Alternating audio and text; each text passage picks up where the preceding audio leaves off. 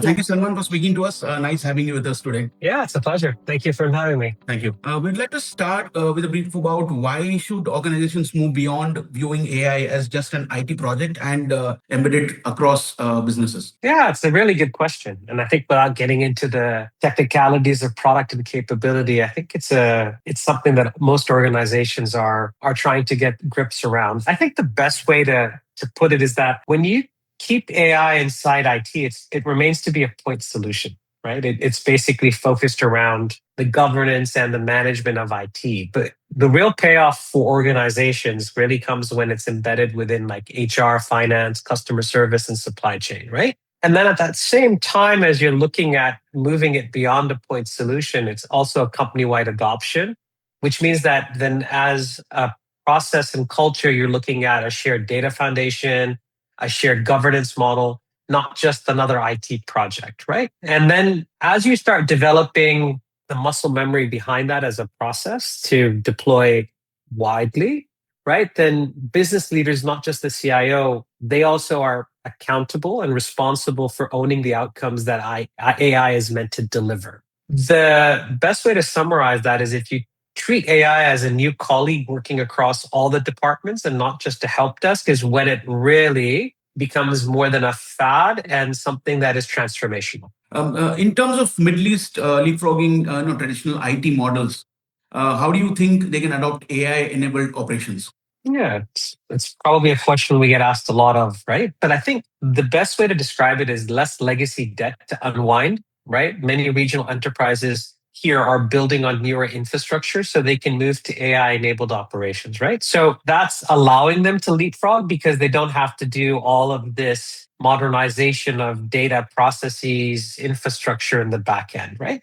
The other big thing is that sovereign initiatives like Vision 2030, or in the UAE, the AI mandate, or in Bahrain and across the other GCC sectors have given like funding, right, to shorten the path from pilot to production. In terms of industries that we think that are probably more than just leapfrogging, but are not even fast followers, but basically becoming the new industry benchmarks globally, government, banking, and telecom are leading these sectors, right? And the other sectors, travel and transport, so on and so forth, are following very quickly. So I think in summary, the region is skipping the slow multi-stage automation journey, which a lot of batch operations, other countries and other regions have, and are going automatically into the new age of collaboration and the new age of leveraging AI to drive outcomes with that collaboration. And according to you, what should enterprises consider when moving from an AI experimentation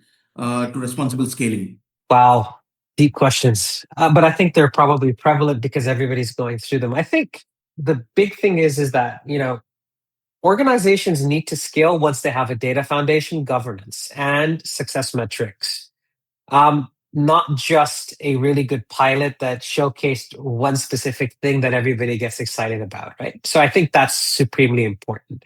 The other thing is that you need to define very clear boundaries on what AI can decide on its own and what still needs human sign off. So you've seen this trend, right? Human on the line, human off the line, that a lot of organizations and industries and Gartner and so on and so forth are talking about, right? So I think that's important, right? Full audit trails and oversight is what makes scale possible, right? So this is where governance needs to be an enabler and not the brake. And sometimes this is what you're getting when you start looking at pilot to production, is that governance or risk or this or that comes in. And instead of accelerating the adoption, it becomes something that, okay, now that the pilot was successful, now we need to go into an evaluation, right? So I think that's supremely important. And the last thing that I would obviously say is that, you need to judge the success by the business outcomes. So like time saved, issues avoided, things that are tangible, measurable, right?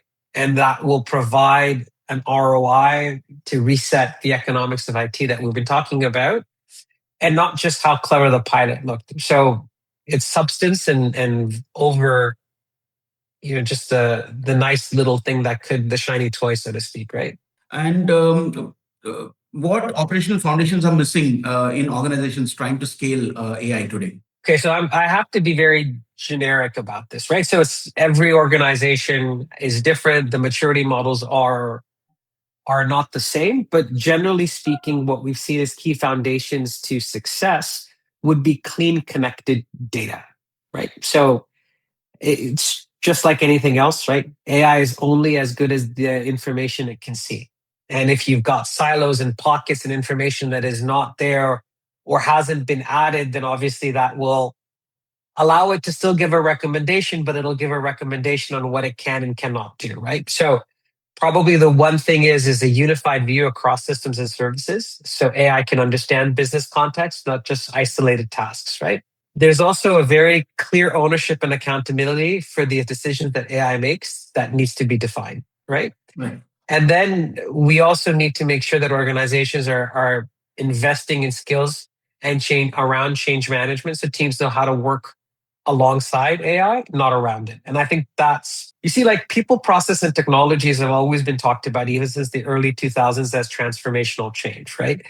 A technology is only as good as the people, and the people are only good as the processes. But along all of that, organizations need to have a cultural element that they want to drive change and embrace it. And in order to do that, you need to build a model that is easy to adapt and reduces the friction. Otherwise, you will always find some barrier, some slowdown, some impediment somewhere that could impact that, right? So taking this all into consideration, how do you think will AI change the role of IT teams and the future of enterprise operations? Yeah, I think you're asking a crystal ball moment, but okay. I think what we've generally seen over time, right? Some of us have been working longer and seen a lot of these shifts, right? But I think the big one that we're looking at is that if done properly, we believe that IT will shift from firefighting tickets, right, to supervising and continuously improving AI driven work. So differential versus non differential work, right? I think teams will manage a blend of human and digital colleagues, right? And needing new skills in oversight and coaching, not just the technical skills. And then the big thing is that if we can get this working properly, is that the faster resolution times will lead to IT to have more time to spend on innovation and less on repetitive tasks, which has always kind of been the holy grail of why you would invest in automation, why you would invest in tooling, why you would invest in AI, right?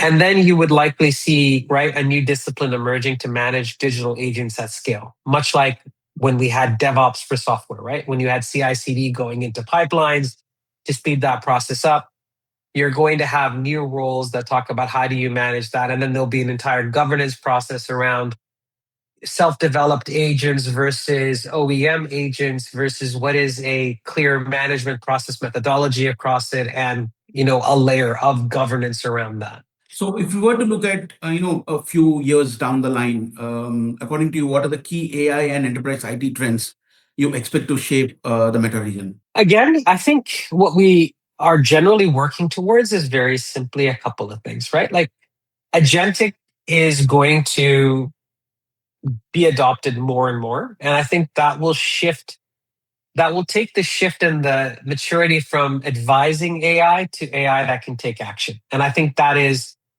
coming rapidly. I just think it's a matter of more adoption, more success cases, and it's going to take a complete retooling across these four things that I've talked about. I think IT service and operation teams will converge around one shared real-time view of the business. So instead of talking about my domain, this is infrastructure, this is application, this is network, this is what the business is complaining. If everybody has that clean foundational data and you're looking at it from the view of the customer and the business, then the conversation is less about the domains and my fiefdom and more about what is the business doing and how are we helping to progress the business, reduce risk to the business, drive more revenue, get to market faster, so on and so forth, right? Right. I think the third point would be around governance and regulatory frameworks will mature. And if they're done the right way, I believe it'll lead to faster adoption, right? And I think lastly is, especially in the region that we're in, I think public sector and financial services will continue to lead in as the sectors, with telco leading in its own way, right? And I think the other industries will play catch up, but not that far behind. And this is just because of where funding is going and where revenue is coming, right? So sovereign mandates will dictate investments. Those investments will then push things along, and then you'll see what I call a cascading effect downwards, right? Financial services, we already have a lot of banks that no longer call them banks. If you talk to certain banks like ENBD, they'll basically say, well, we are an IT company that sells financial products. Right. And you're seeing that shift, whereas before IT was a cost center and now IT is an enabler. And AI is working the same way, right? Is that AI will become an enabler to allow organizations that are based in the Middle East to compete globally at scale and to do, very positive things. Okay. Thank you, Salman, for speaking to Arabic Reseller. Nice having you with us today. And I look forward to speaking to you again in the future as well. Well, thank you for your time. Have a great day. Thank you for your time.